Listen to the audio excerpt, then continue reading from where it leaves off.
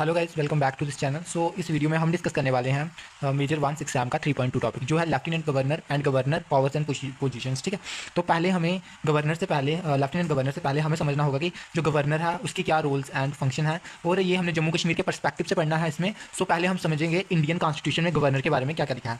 तो फर्स्टली जो पार्ट 4 है, गवर्नमेंट इन द स्टेट, ठीक है, वो बोलता है कि गवर्नमेंट होनी चाहिए स्टेट में। Article 153 to 167 in the part 4th of the constitution deals with the state executive. जो 153 आर्टिकल है इंडियन कॉन्स्टिट्यूशन का, वहाँ से 167 तक जो आर्टिकल्स लिखे गए हैं पार्ट 4 में, वो बोलते हैं, वो किसके साथ डील करते हैं? स्टेट एग्जीक्यूटिव के साथ डील करते हैं। What is state executive? State executive consist of the governor. State executive में गवर्नर आएंगे, the chief minister and the council of minister and the advocate general of the state. ये क्या आएंगे? हमारे स्टेट एग्जीक्यूटिव के under जे लोग आएंगे। जो आर्टिकल 153 है उसमें लिखा गया है there shall be a governor of each state. हर एक स्टेट में गवर्नर होगा ही होगा। 7th कॉन्स्टिट्यूशनल अमेंडमेंट एक्ट 1956 ये बोलता है कि जो अपॉइंटमेंट है गवर्नर की, उसे कौन करेगा? प्रेसिडेंट करेगा। और जो गवर्नर है वो एक गवर्नर 2 स्टेट्स को भी हैंडल कर सकता है, 2 स्टेट को भी वो क्या कर सकता है? देख सकता है। ठीक है, ये गवर्नर का क्या है? रिस्पॉन्सिबिलिटी है, काम है। उसके बाद हम आ जाते हैं जे.एंड.के कॉन्स्टिट्यूशन में गवर्नर के बारे में क्या लिखा है। पर जो जे.एंड.के कॉन्स्टिट्यूशन था उसकी रेलिवेंस कब तक थी? बिफोर 2019। तो तब तक ही हम देखेंगे कि गवर्नर के पास क्या क्या पावर थी उस टाइम पे जब जम्मू कश्मीर का एक अपना कॉन्स्टिट्यूशन था। तो जो सेक्शन 26 है, क्लास 1 है, there shall be a governor for the state. वो कहता है कि जो जम्मू कश्मीर की स्टेट है वहां पर एक गवर्नर होगा ही होगा। जो सेक्शन 26 क्लास 2 है वो बोलता है the executive power of the state shall be vested in him. जो गवर्नर है उसके पास सारी एग्जीक्यूटिव पावर होंगी। ठीक है, जो 6th कॉन्स्टिट्यूशनल अमेंडमेंट एक्ट 1965 थी, जो जम्मू कश्मीर के कॉन्स्टिट्यूशन में लाई गई थी, द डेजिग्नेशन ऑफ सदर आई रियासत। ठीक है, ये जो डेजिग्नेशन दी गई थी पहले गवर्नर को, जब हमारा 1957 में कॉन्स्टिट्यूशन बना जम्मू कश्मीर का, तो गवर्नर को सदर रियासत बोला जाता था जम्मू कश्मीर में। पर जो ये कॉन्स्टिट्यूशनल अमेंडमेंट एक्ट लाया गया, इसके थ्रू रिप्लेस किया गया सदर रियासत को, और इसकी जगह किसको लाया गया? गवर्नर को लाया गया। ठीक है, बिफोर दिस अमेंडमेंट सदर रियासत was indirectly elected by the MLA.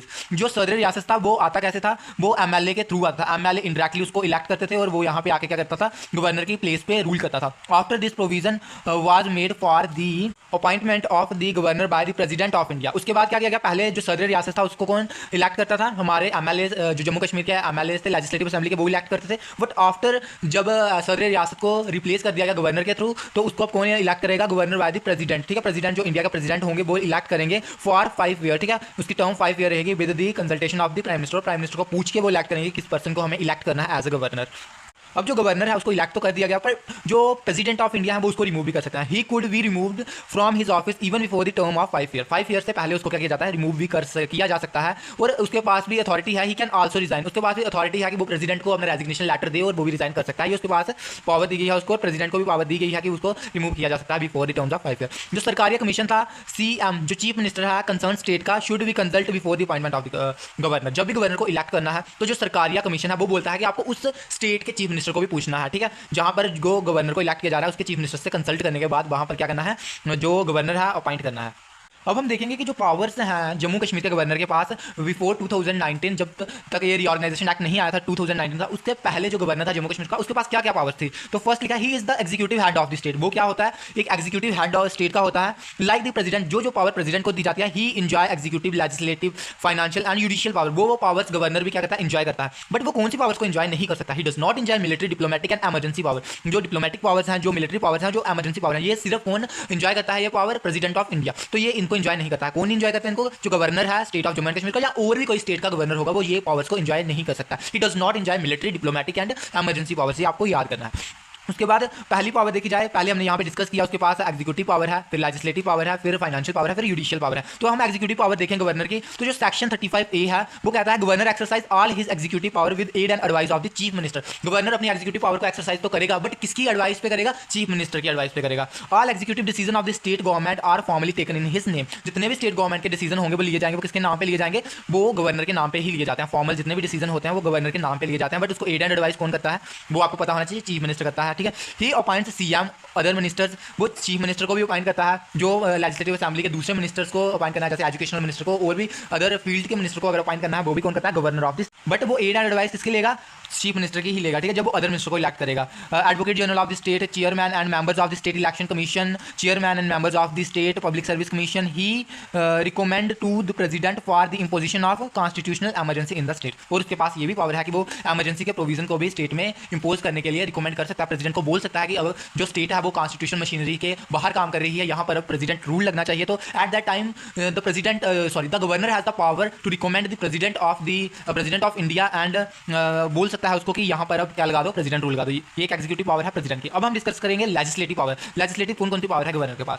पहले तो हम बोल सकते हैं जो गवर्नर है वो integral part of state legislative assembly, ठीक है। जो स्टेट की लेजिस्लेचर होती है वो उसका इंटीग्रल पार्ट होता है। आपने प्रेसिडेंट को देखा होगा, जैसे वो पार्लियामेंट का इंटीग्रल पार्ट होता है, वो दोनों में से किसी भी हाउस का मेंबर नहीं होता है, बट वो फिर भी इंटीग्रल पार्ट होता है पार्लियामेंट का। At in the same manner जो गवर्नर है is also the integral part of the legislature, but वो कोई भी मेंबर नहीं होता है लेजिस्लेचर का, ये भी आपने याद रखना है। उसके बाद इसके पास कौन कौन सी लेजिस्लेटिव पावर है हम इसकी डिस्कस कर रहे हैं। तो राइट ऑफ समनिंग और प्रोरिव्यूइंग दी लेजिस्लेचर, उसके पास राइट है कि वो समन कर सकता है लेजिस्लेचर, या उसको प्रोरिव्यूइंग कर सकता है लेजिस्लेचर को। Power to dissolve the state legislature, उसके पास पावर होती है कि वो क्या करे, जो स्टेट लेजिस्लेचर है उसको डिसॉल्व कर सके। अगर उसको लग रहा है कि वहाँ पे कोई गलत काम हो रहा है, जब वो अच्छे से काम नहीं कर पा रही, तो वो उसको डिसॉल्व भी कर सकता है। उसके बाद उसके पास he has a power to nominate 2 womens member to the legislative assembly. अगर उसको लगता है कि जो लेजिस्लेटिव असेंबली में वुमेन की पार्टिसिपेशन कम है, तो वो उनको भी क्या कर सकता है, नॉमिनेट कर सकता है।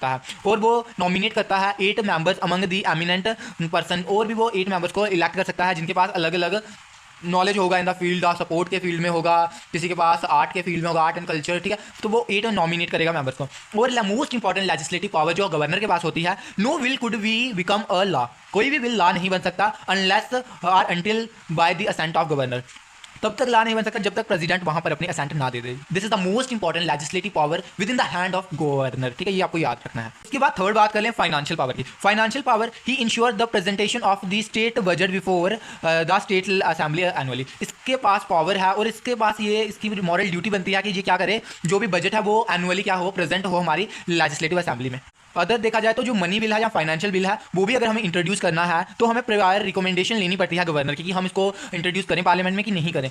उसके बाद आ जाता है ये अपॉइंट करता है स्टेट फाइनेंशियल कमीशन फॉर, जो मेंबर्स आते हैं स्टेट फाइनेंशियल कमीशन में, उनके मेंबर्स को ये क्या करता है, अपॉइंट करता है कब तक, 5 ईयर्स तक, ठीक है। जो contingency fund of the state होता है, ठीक है, वो भी कहाँ पर दिया जाता है, वो भी गवर्नर के हैंड्स में ही दिया जाता है। क्योंकि जब भी स्टेट में लगेगा कि अब जो है मनी की जरूरत है, फाइनेंशियल क्राइसिस आ गए हैं, तो गवर्नर के पास जो पैसे हैं उनके साथ उसके पास पावर है कि वो जो भी क्राइसिस आए हैं उस टाइम पे, चाहे वो फाइनेंशियल क्राइसिस है, चाहे वो अदर कोई वार के रिलेटेड क्राइसिस है, उसको वो क्या करे, सॉल्व कर दे थ्रू द कंटिजेंसी फंड जो उसके पास है, ठीक है। ये भी उसके पास एक पावर है। उसके बाद जुडिशियल पावर आ जाती है गवर्नर के पास। चीफ मिनिस्टर जो चीफ जस्टिस है एंड द अदर जजेस of the state high court are appointed by the president of India. जो चीफ जस्टिस है और अदर जजेस है हाई कोर्ट से, उनको कौन अपॉइंट करता है, प्रेसिडेंट ऑफ इंडिया करता है। बट गवर्नर का रोल यही है कि उसको एड एंड एडवाइस करना, कंसल्टेशन, ठीक है, वो किसकी लेके करेगा, गवर्नर की ही, और गवर्नर की ही कंसल्टेशन लेके वो उसी के हाई कोर्ट के जो चीफ जस्टिस हैं और अदर जजेस हैं उनको अपॉइंट करेगा। He appoints and transfer the district जजेस। उसके पास पावर है, गवर्नर के पास पावर है कि वो अपने स्टेट के जो डिस्ट्रिक्ट जजेस हैं उनको अपॉइंट करता है, वो ट्रांसफर करता है, ठीक है। उसके पास पावर है कि वो ट्रांसफर भी कर सकता है सबऑर्डिनेट जजेस को, ठीक है, कोर्ट के।